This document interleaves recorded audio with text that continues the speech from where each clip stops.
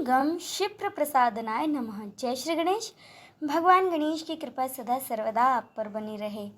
आज है 21 मई, बुधवार का दिन। आज की इस वीडियो में हम पाठ करेंगे भगवान गणेश को समर्पित श्री गणपति अथर्वशीष का हिंदी में। साथ ही बहुत ही जल्द आने वाली है अपरा एकादशी और वट सावित्री का व्रत भी। अगर आप जानना चाहते हैं ये दोनों व्रत किस दिन रखे जाएंगे, इनकी पूजा विधि और कथा क्या है, तो उनकी वीडियो भी हमारे इस चैनल पर अपलोड हो चुकी है। मैं उन दोनों वीडियो की लिंक आपको डिस्क्रिप्शन बॉक्स में दे दूँगी। अगर आप चाहें तो उन वीडियो को भी देख सकते हैं। तो चलिए अब शुरू करते हैं श्री गणपति अथर्वशीष का पाठ हिंदी में। भगवान गणेश को मेरा नमस्कार है। हे गणेश, तुम ही प्रत्यक्ष तत्व हो, एकमात्र तुम ही करता हो, तुम ही एकमात्र धरता हो, तुम ही एकमात्र हरता हो। निश्चय ही तुम ही सब रूपों में उपस्थित ब्रह्म हो, तुम ही साक्षात नित्य आत्म स्वरूप हो। मैं न्याय संगत कहता हूँ, सत्य कहता हूँ। हे श्री गणेश, आप मेरी रक्षा करो। आप वक्ता अर्थात बोलने वाले की रक्षा करो, आप श्रोता अर्थात सुनने वाले की रक्षा करो, आप दाता की रक्षा करो, आप धाता की रक्षा करो, व्याख्या करने वाले आचार्य की रक्षा करो, आप शिष्य की रक्षा करो, आप पश्चिम से रक्षा करो, आप पूर्व से रक्षा करो, आप उत्तर से रक्षा करो, आप दक्षिण से रक्षा करो, आप ऊपर से रक्षा करो, आप नीचे से रक्षा करो, आप सब ओर से मेरी रक्षा करो, आप चारों ओर से मेरी रक्षा करो।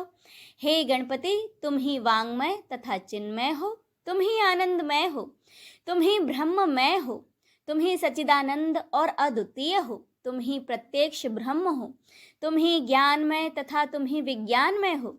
ये संपूर्ण जगत तुमसे ही उत्पन्न होता है, ये संपूर्ण जगत तुम में ही सुरक्षित रहता है, ये संपूर्ण जगत तुम में ही विलय को प्राप्त होगा।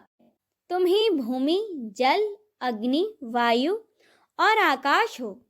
तुम ही चारों प्रकार की वाणी अर्थात परा, पश्चंती, बैखरी और मध्यमा हो।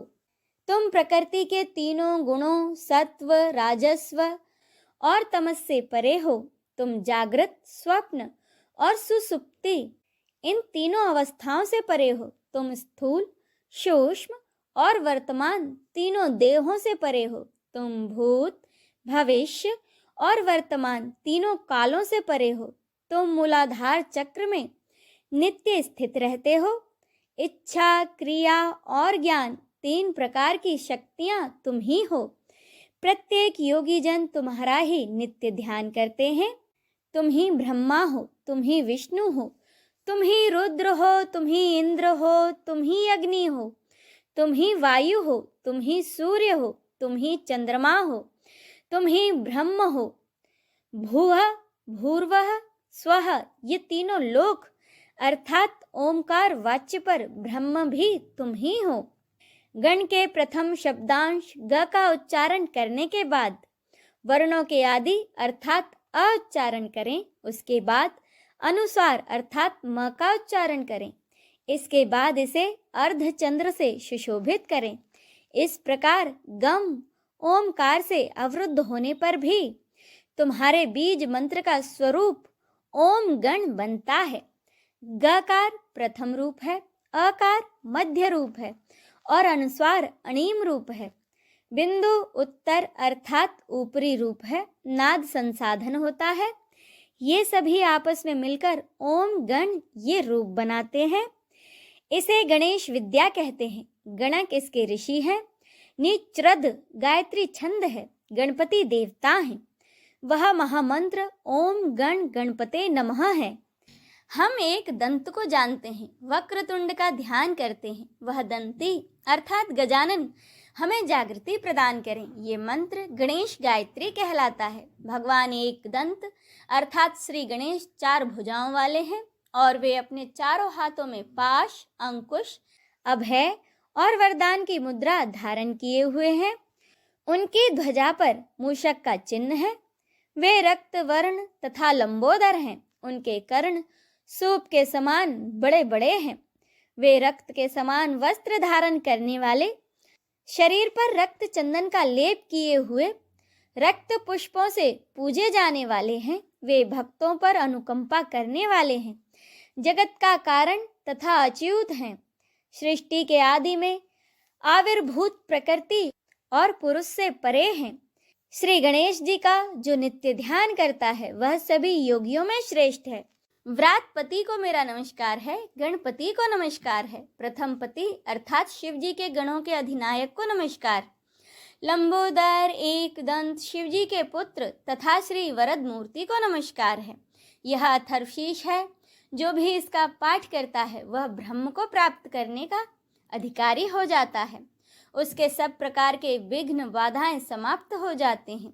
वह सब जगह सुख को प्राप्त करता है तथा वो पांचों प्रकार के महान पातकों तथा उपपातकों से भी मुक्त हो जाता है। जो भी इसका सायं काल में पाठ करता है उसके पूरे दिन के पापों का नाश हो जाता है।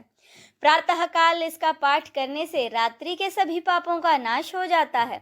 जो प्रातः सायं दोनों समय इसका पाठ करता है वह निष्पाप हो जाता है। वह सभी जगह विघ्नों का नाश कर धर्म, अर्थ, काम और मोक्ष को प्राप्त करता है। यह अथर्वशीष उसको नहीं देना चाहिए जो शिष्य ना हो। जो मोहवश अपात्र को उपदेश देता है वह महापापी हो जाता है। इस अथर्वशीष का सहस्त्र बार पाठ करने से उपासक की जो भी कामना होती है वह उसे सिद्ध कर लेता है। जो भी अथर्वशीष का पाठ करते हुए गणपति को स्नान कराता है वह वक्ता बन जाता है। जो चतुर्थी तिथि को उपवास करते हुए इसका जाप करता है वह विद्वान हो जाता है। यह अथर्वण ऋषि का वाक्य है। इसका पाठ करने वाले को कभी भय नहीं होता। जो दुर्वा के द्वारा भगवान गणपति का यज्ञ पूजन करता है वह कुबेर के समान हो जाता है। जो धानी और लाई के द्वारा यज्ञ पूजन करता है वह यशस्वी तथा मेधावी हो जाता है। जो सहस्त्र मोदकों द्वारा यज्ञ और पूजन करता है वह मनोवांछित फलों को प्राप्त करता है। जो देसी गाय के घी युक्त समिधा से यज्ञ और पूजन करता है वह सब कुछ प्राप्त कर लेता है। यज्ञोपरांत 8 ब्राह्मणों को सम्यक रीति से भोजन कराने पर व्यक्ति सूर्य के समान तेज प्राप्त कर लेता है। सूर्य ग्रहण में, महानदी में या श्री गणेश की प्रतिमा के पास इस अथर्वशीष को जपने से इसकी सिद्धि हो जाती है तथा वह महाविघ्न, महादोषों तथा महापापों से भी मुक्त हो जाता है। जो इस प्रकार ये जानता है वह सर्वज्ञ हो जाता है। ओम शांति शांति शांति ही। इसी के साथ अथर्ववेदीय गणपति उपनिषद संपूर्ण होता है। बोलिए विघ्नहर्ता गौरी सुत गणेश की जय। माता पार्वती की जय। हर हर महादेव।